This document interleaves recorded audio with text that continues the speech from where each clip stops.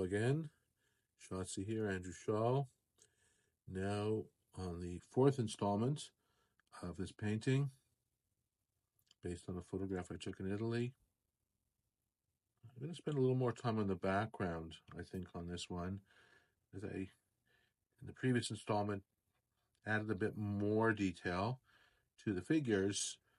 I now want to bring the background kind of up to that level, especially given that the distance from the viewer between the brick wall and the figures is roughly the same. So normally we would expect roughly the same level of detail to give it a realistic look. As I'm doing this, just a general comment. These demonstrations that I've done so far, I haven't really taken any of the paintings to completion, to fruition. I really kind of want to show the process of going from nothing to something. However, normally I would go to a much greater degree of detail and sharpness before I was fully satisfied. And I may do that with some of these demonstrations at a later date to bring them to the next level. But for now, I'm just trying to get you an idea of how you progress and how to maintain that spirit of patience and persistence, moving around a lot, trying to avoid the temptation to dive too much into detail, at least not until the more final stages of a painting. As you can see, I'm jumping around quite a bit, fine-tune the wall, using still fairly thin and transparent paint, so that what I put underneath is going to shine through and give more body, give more depth.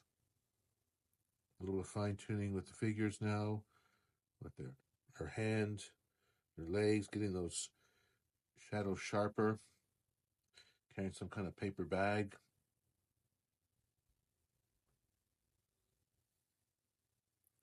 Now I'm bringing a nice light color on the road. Excuse my shoulder there again, blocking a bit.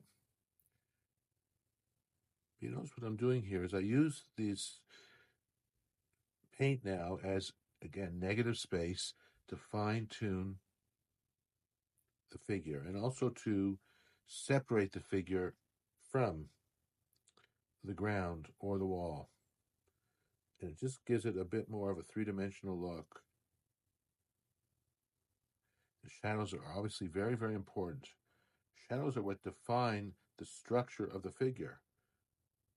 Depending on the structure of the figure, the cast shadow is going to be a certain size and shape. And getting that size and shape accurate is important information regarding the shape of the figure. I'm working on this sort of window, I think, something. Trying to give it a little bit of depth. The window is a bit sunken into the wall. Generally, the architecture in Italy is quite old. Things were built with big stone blocks. Now I'm going to get a little more fine-tuning on these bricks. I'm trying to go very loose. I'm not doing brick by brick. I really want to give the impression. That's the whole school of art, and impressionistic. This style doesn't fit into the impressionistic school, but it is more of sort of a blend of expressionistic and realistic. I once heard someone call it abstract realism.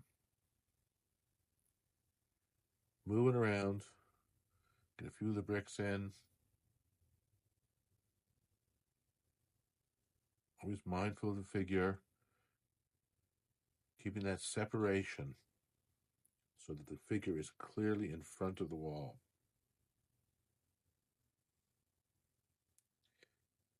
And also not neglecting certain parts.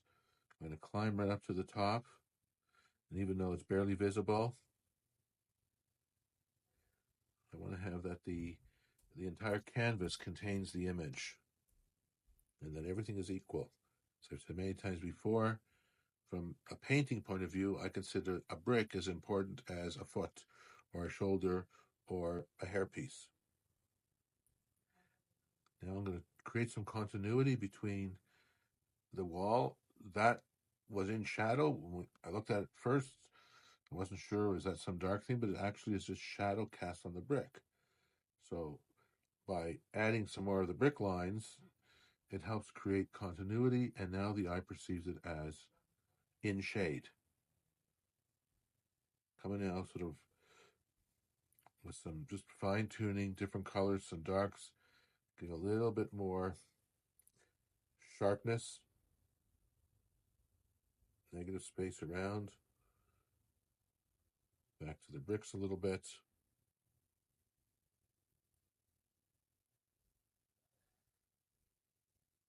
Just about done. All right, that is it for this fourth installment. I'm going to be using more examples and more demonstrations in the future. Please tune in. Thanks so much. Bye-bye.